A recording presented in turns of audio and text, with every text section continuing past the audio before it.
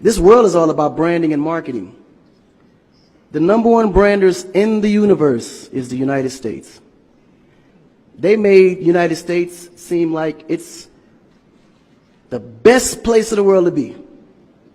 It's the land of the free, home of the brave. I go there to find and chase my dreams. We have to be able to tell our own stories. Directors, filmmakers, entertainers, it's going to be clearly, and the press, it's going to be your job to redefine how people think about Africa.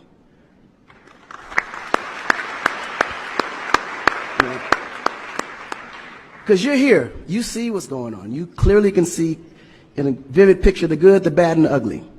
What you choose to put out there is what the world is going to get.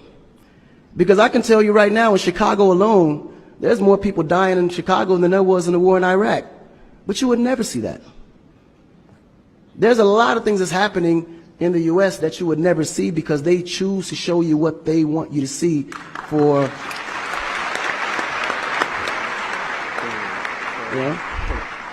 It's about country integrity. You have a certain reputation you have to keep. No one puts their family business out into the street. One of the problems we have in Africa is that when something happens, the press is quick to put out negative energy and quick to put out a negative story. And then that story goes on to internet, and other broadcasting systems take it and they post it. So when you look at places like Kenya, for instance, that I know of, maybe what, 2 terrorist attacks? But it was everywhere. So now people was afraid to go to Kenya because somebody shot up the mall. But then when you look online, there was over 25,000 attacks in the U.S., but you only knew about maybe 5 or 6. So we have to really rebrand. And then when you look at how the world perceives Africa, they're right. You know, you see zebras, lions, tigers, bears. Oh my. You get to the point where you think Africa's just a big jungle.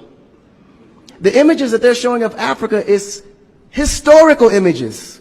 This is way before civilization. This is when they were still, you know, battling with spears, like times of Shaka Zulu. No, I'm serious. But then when you look at the US, they're showing Superman, Batman, you know? Where is our Superman? Where is our, like, Shaka Zulu should be a superhero today. Really. So we have to tell our own stories. I mean, even Jesus is white. And you believe it. But it's okay, because how you were framed, if you taught something from the day you were born, and your mother taught you that, your father taught you that, it's real. You never look at your mom and your dad as liars. But their mother and father taught them the same thing, because that's the kind of history that's put out for them to believe. Our history books in the U.S. is all white American history, culture that's been borrowed from other nations. But Africa have to teach the same history of our ancestors, the great things that they have accomplished. You know? And it's going to be the jobs of directors like yourself, filmmakers like yourself, to narrate that story. How do we want to be perceived? How do we want that story to be narrated to the rest of the world? This younger generation, we kind of figured it out. Because now, when you look at hip-hop in America, every rapper is rich. Gold chains, Bentleys, nice girls by the pool with bathing suits in this big mansion. And then, when the video's over, they get on their phone and call an Uber. They don't even come in the Bentley that you just saw in the TV.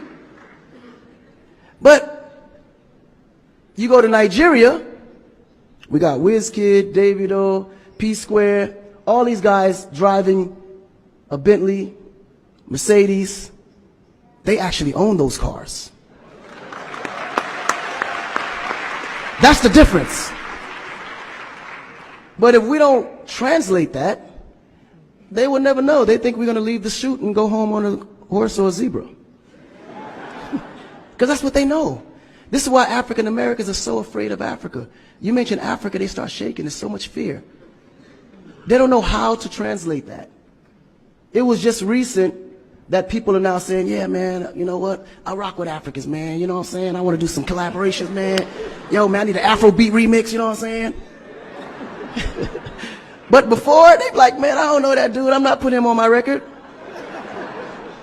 So the younger generation is slowly understanding how you have to rebrand the culture, because the culture has adapted. They've actually took everything that we've created and made it look better. They made a superstar look like a superstar. When I look on TV and I see our biggest entertainers, they don't look like stars. That's why you can't really respect the entertainer. If a politician saw a singer, he'd just be like, oh, he's just a local singer.